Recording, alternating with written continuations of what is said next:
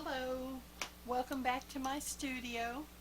Today I wanted to go over, since we're starting from the beginning, I wanted to go over a few of the brushes and what they are and some of the uses for them.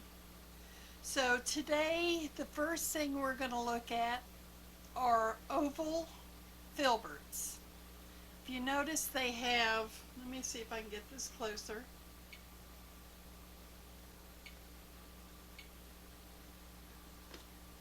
Okay.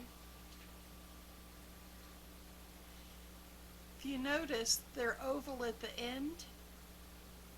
They're called oval filberts. And I started something here and I thought I better stop and let you look. Um, what you do is always remember not to load your brush all the way to the ferrule. And the ferrule is the metal part that is on here. And what happens if you get paint in the ferrule, it'll go down into the bristles, and if it gets dry it'll harden in there and it causes your brush not to have the nice chisel edge that it should.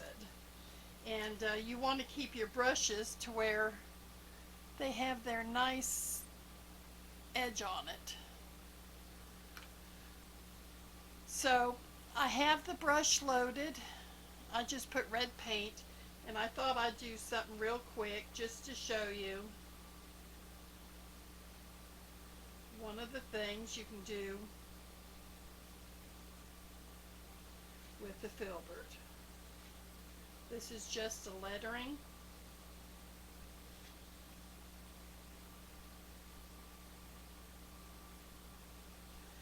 And I'm going to use a liner on it and a shader on this later to show you how to do some shading.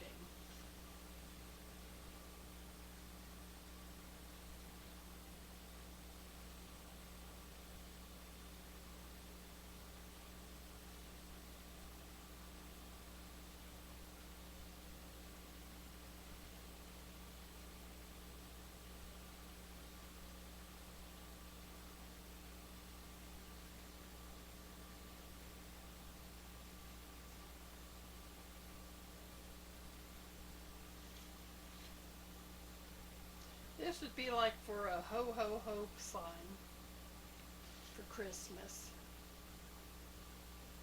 And I'm just doing this on watercolor paper for display purposes only.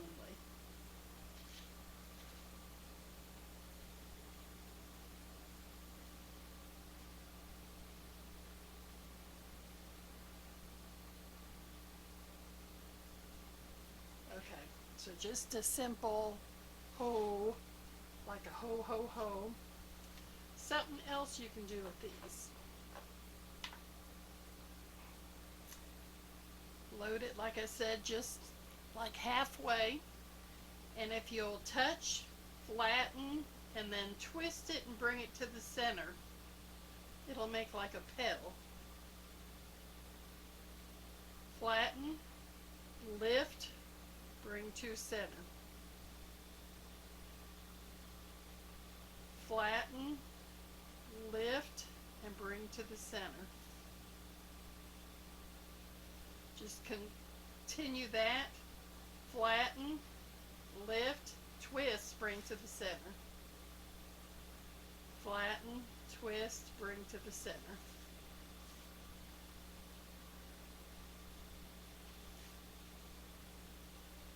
Flatten, twist, bring to the center. Flatten, twist, bring to the center. Flatten, twist, bring to the center. Okay. Okay, so next we have a liner brush. This is a 10 alt. When you go with sizes on brushes, the larger the number usually, the larger the size.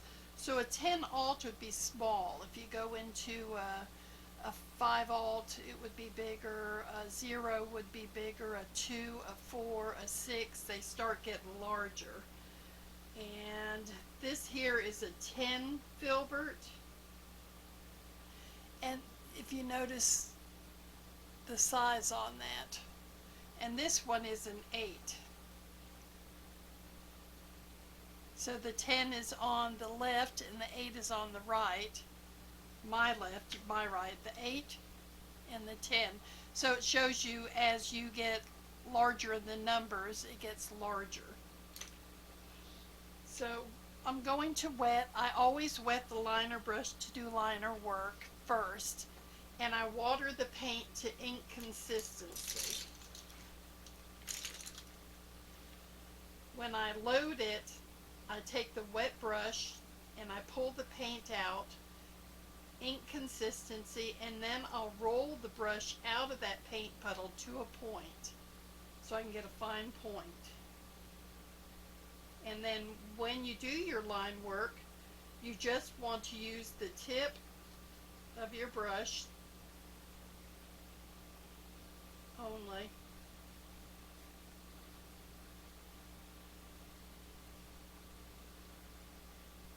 Using the tip of your brush will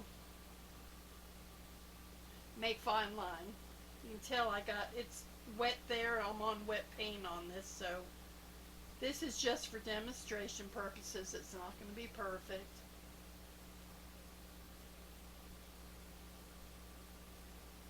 Trying to make it look like a candy cane.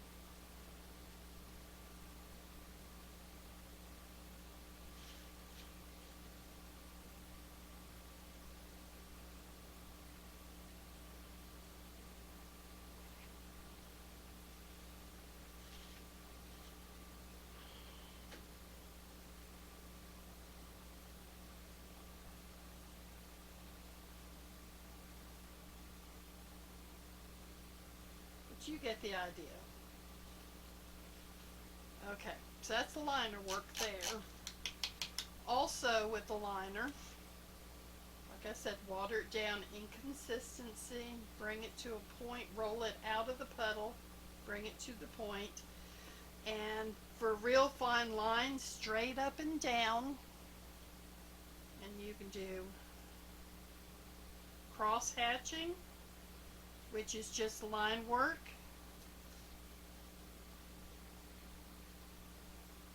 You can get that really fine. I use it for, oh goodness, eyelashes.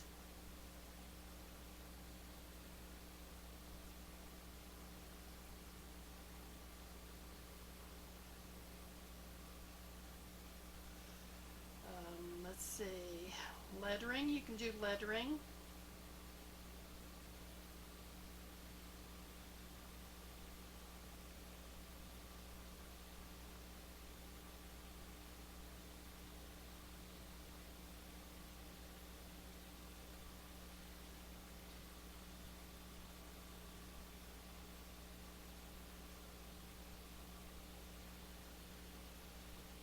Bring it to a point. I almost didn't do it and had a glob on the end of it.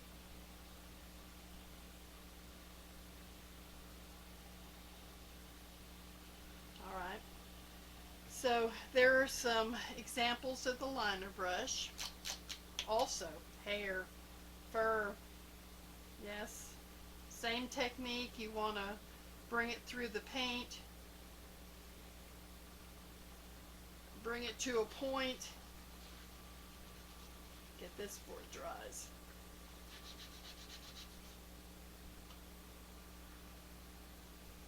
So with hair, and of course you'll have more values in the colors to make it more realistic. So you would go into it, fine point, just some air and some air.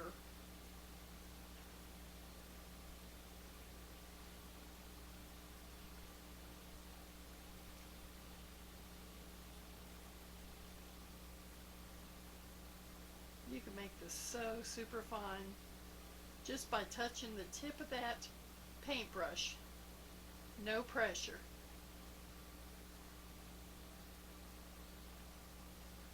No pressure whatsoever.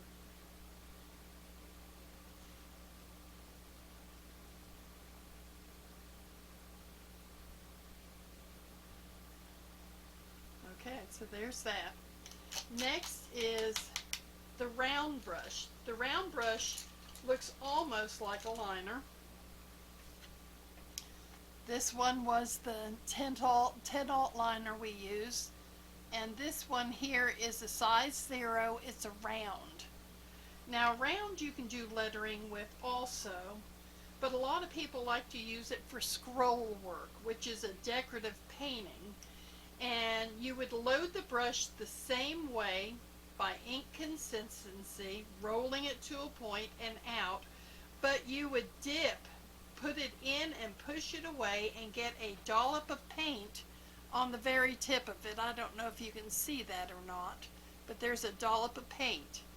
And what you would do with scroll work is you would take the point, touch it, flatten the brush, draw it towards you, and then turn it. That is a comma stroke.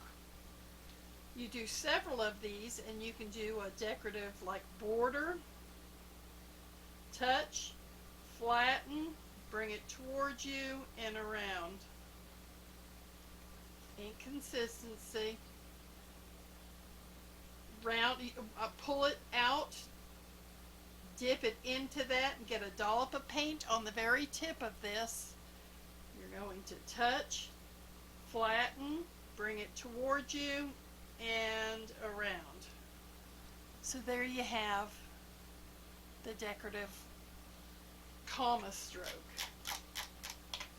You can also do liner work with this. It's just not going to be as fine as that ultra liner.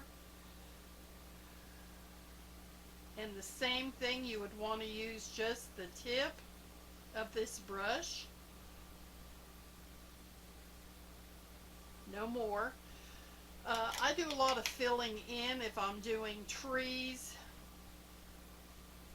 I would use something like this if it's a faraway tree.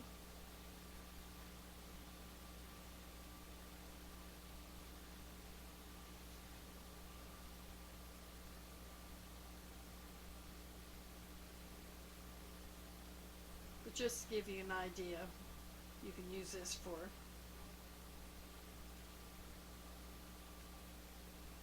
other things other than just decorative.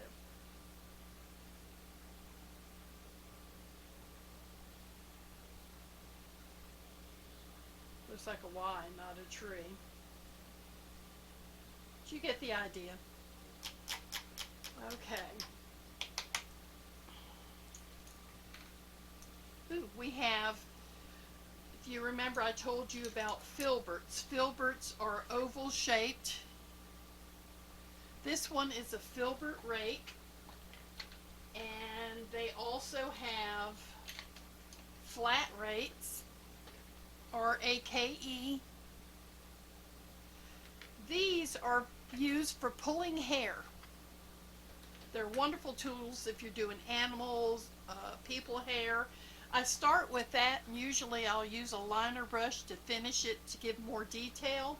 But you do this the same way as you did with your other paint. Ink consistency, you want to water it down. Let me get a different color that might show up a little better. Okay, so the flat, I don't use quite as much because usually things are not square, they're rounded. So I tend to use the round one because I feel I have more control over it. But how you load this brush is inconsistency. Pull the paint out of the puddle, always wet your brush, and then you want to flatten the brush and twist it. And if you notice, that separates the hairs on the brush, do you see? So when you pull it up, you're going to have individual loaded bristles. That was the flat. I'm going to try the oval now. This is a 1/4 inch. It's the same way. You wet it, pull it out, flatten it, twist it back and forth. You want to put that all the way down to the ferrule and twist back and forth. A lot of pressure. And then same thing.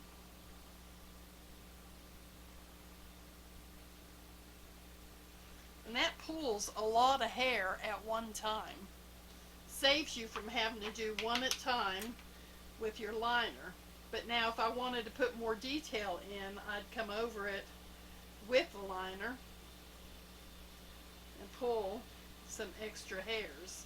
But look how long it takes one at a time compared to the rakes.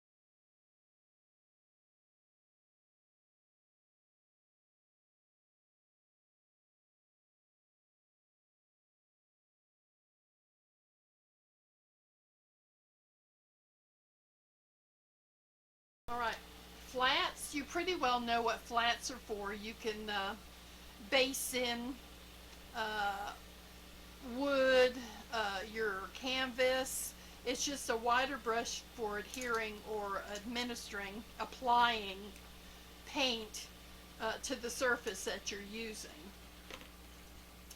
Fan brush.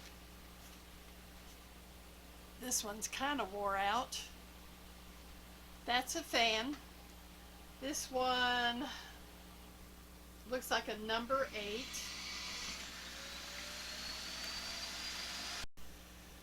So this is a number 8 fan brush.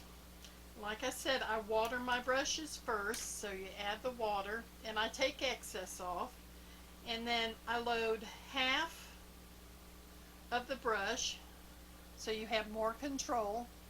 And with this, you can do pine trees.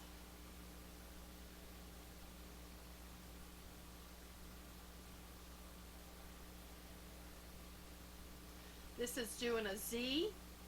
If you notice, I'm going back and forth.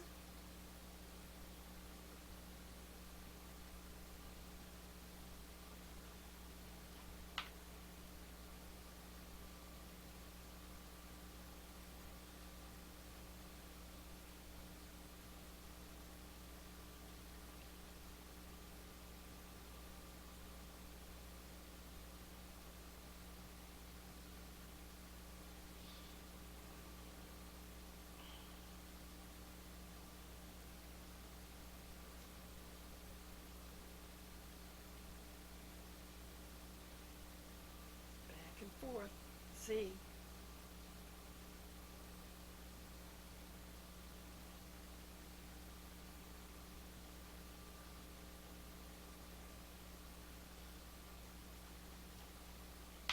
A lot of times what I'll do with trees is I'll go back into the round brush and I put a little more definition in the top and a few more definite branches here and there.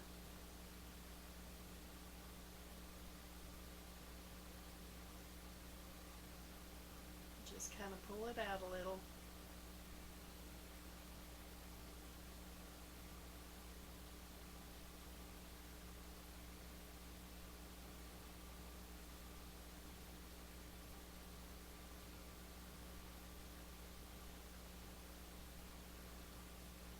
Put a little trunk.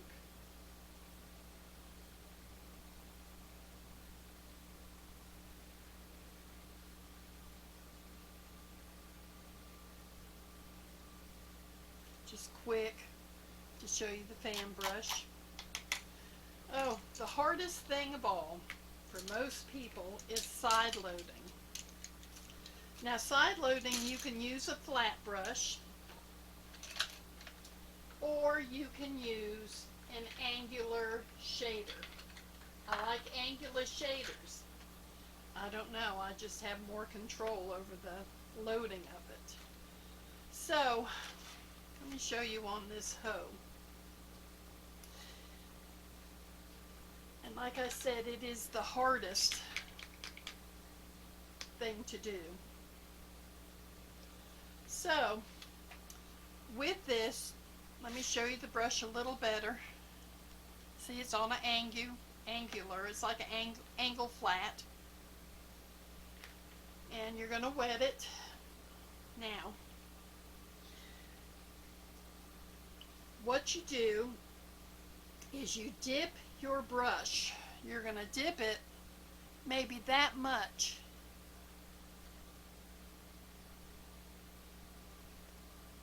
Not even halfway into the paint that you're going to be using. So wet your brush, get the excess water off your brush. You're going to go into the paint color that you're using. A lot of times you use a darker shade than what you have or a lighter for highlighting. And you're going to flatten your brush and just go in the same area. Do not work it over. Just flatten it and get it into that brush. And then you're going to take it and turn it over and you're going to go right up to that line. You see? And flatten your brush. Now I can already tell that I need more water in this brush.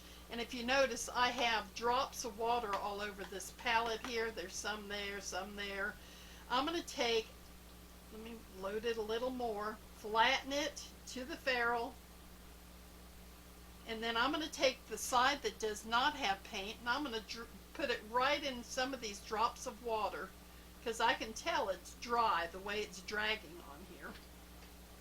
So you'll take the side that has the shading and you're going to put it right up to the area that you want to shade. That gives dimension to your piece. That's what brings life to it. Can you see? See how that? Let's do it on the other side. Reload.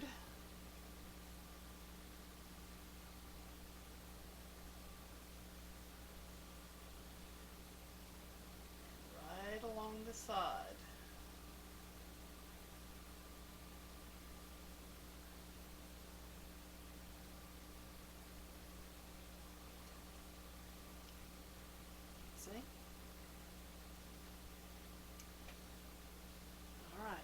so that's shading. It's very hard to do. A lot of times, say that, oh goodness, let me put a color on here.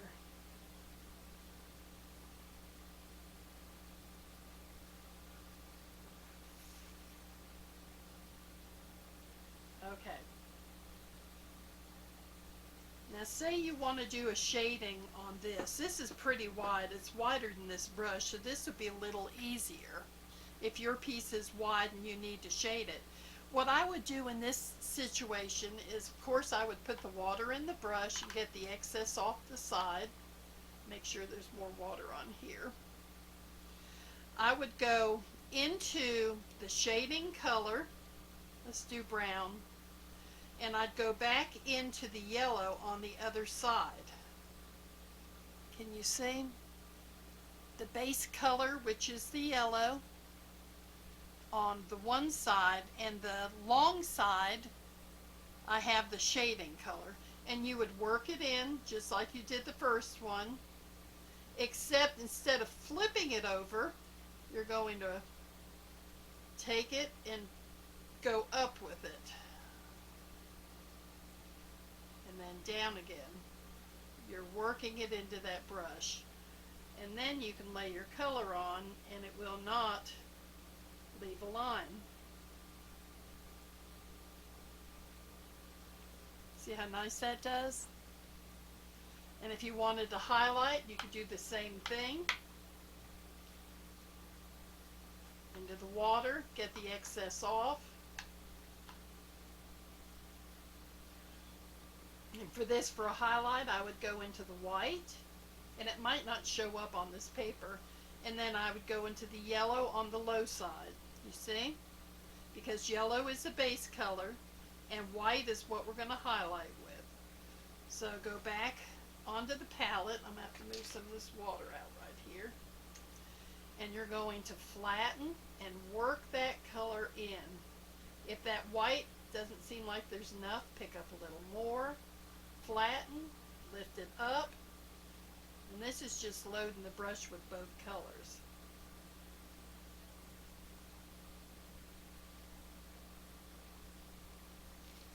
Alright, so there you have your highlight and your shading.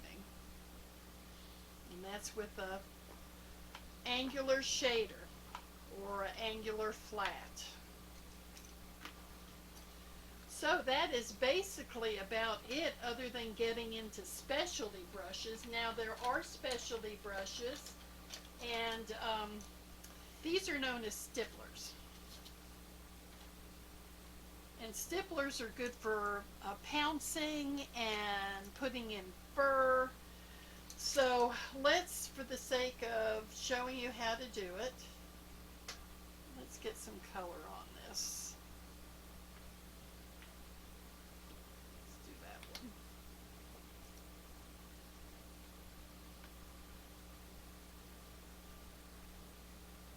So this is the rake brush.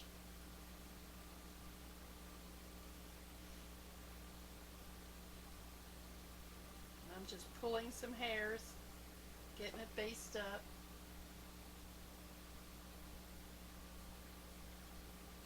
And see how it makes the little hairs on the end so it's not flat?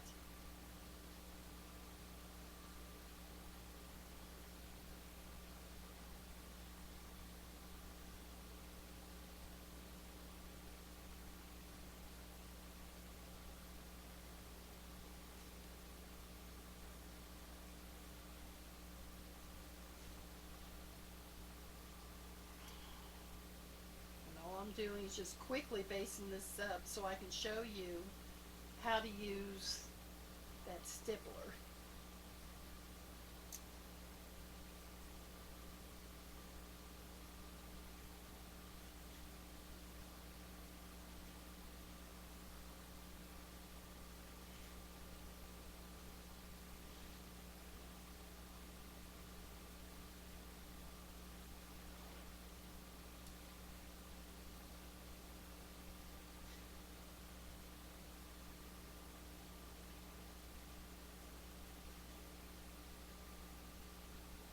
Just basting it up.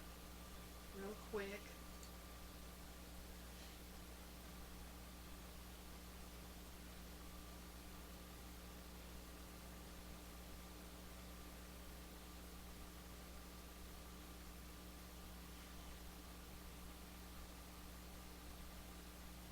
Alright, so we've got it pretty well based up, enough to show you how to stipple it in.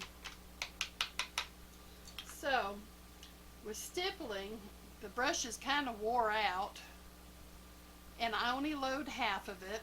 I do wet it too. And let's go into a little lighter color. So you want to load just the corner of it. Can you see that?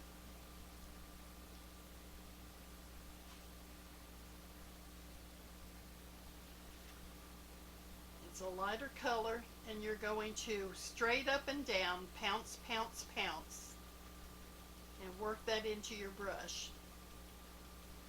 And then you're going to touch the outside where you want it lighter, and you're bouncing it up and down.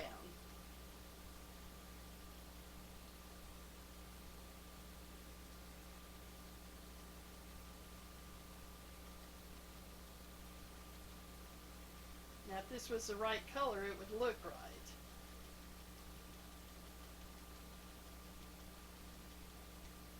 But you can see it gives it a little fuzzy effect. Same thing with shading. Up and down, load it halfway. You'd go around your areas.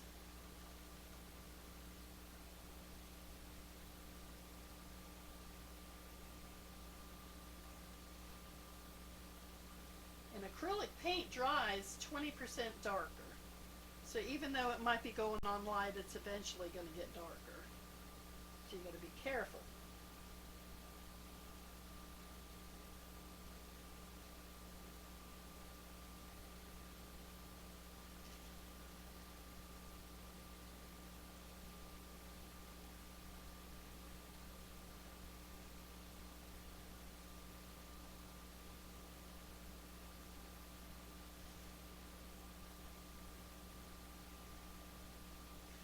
That kind of gives you an idea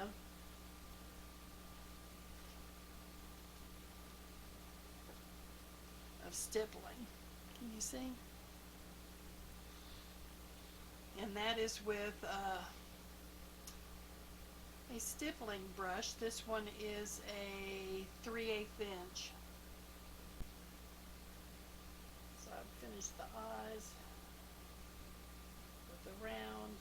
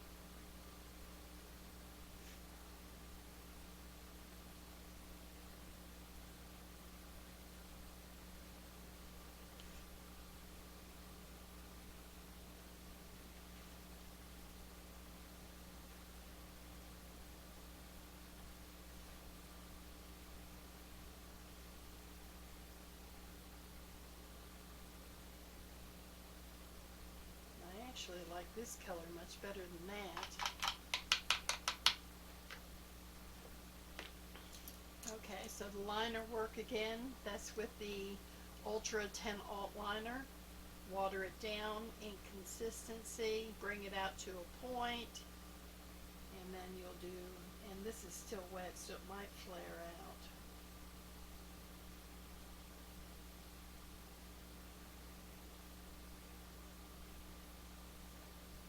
So there's the mouth.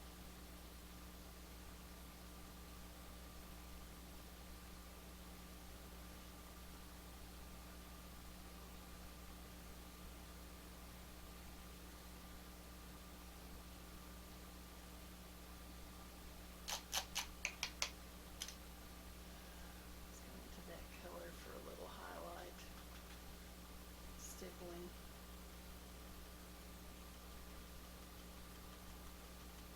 I like that color much better. Straight up and down, tap, tap, tap. And remember, you only loaded half of the brush. And straight up and down, you're going to tap, tap, tap.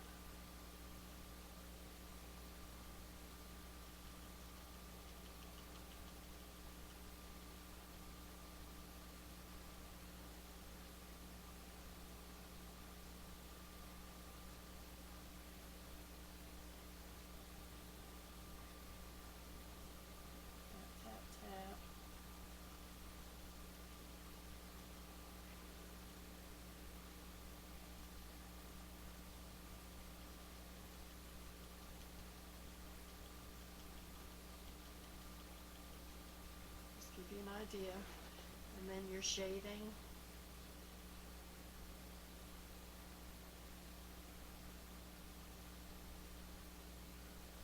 You go under nose.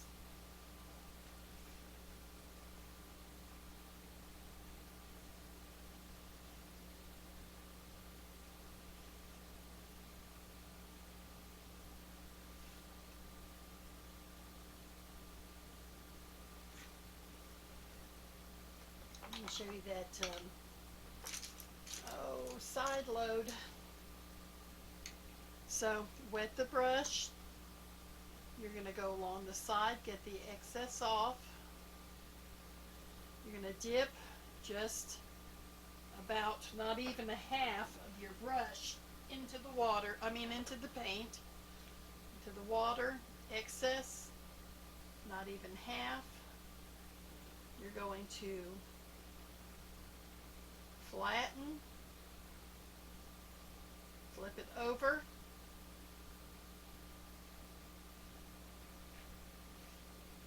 and you go along the top.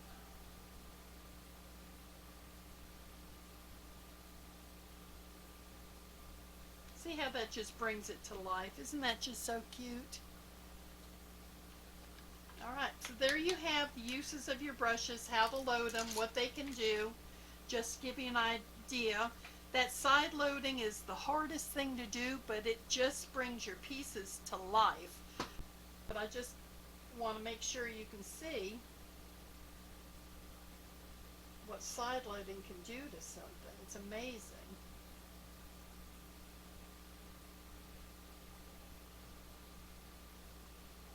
So you would go along here,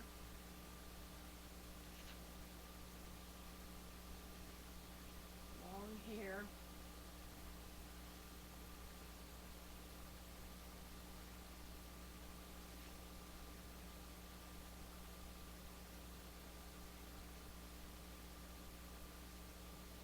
remember not even half of the brush, just that tip, flatten it, flip it over and go right up to that line. Now if you go over that line, or you pull that line out and then you go into it, it's going to put the paint over in the side that you don't want it in.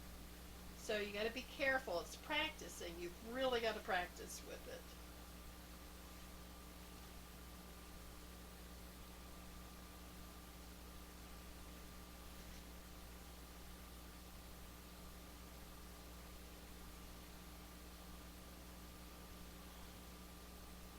Flatten it, flip it, flatten it right up to that line. Do you see? There's a ridge in the middle.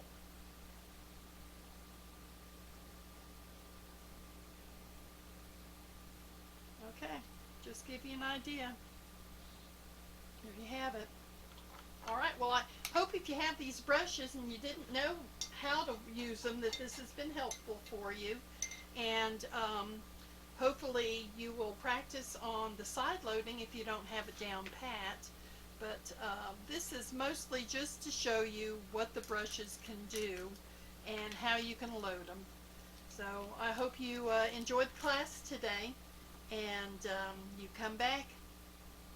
If you like it, don't forget, hit like and subscribe, and as I bring these out, these new videos, you'll be notified and you can watch them, okay? I hope I've been helpful to you today. Have a great day. Bye-bye.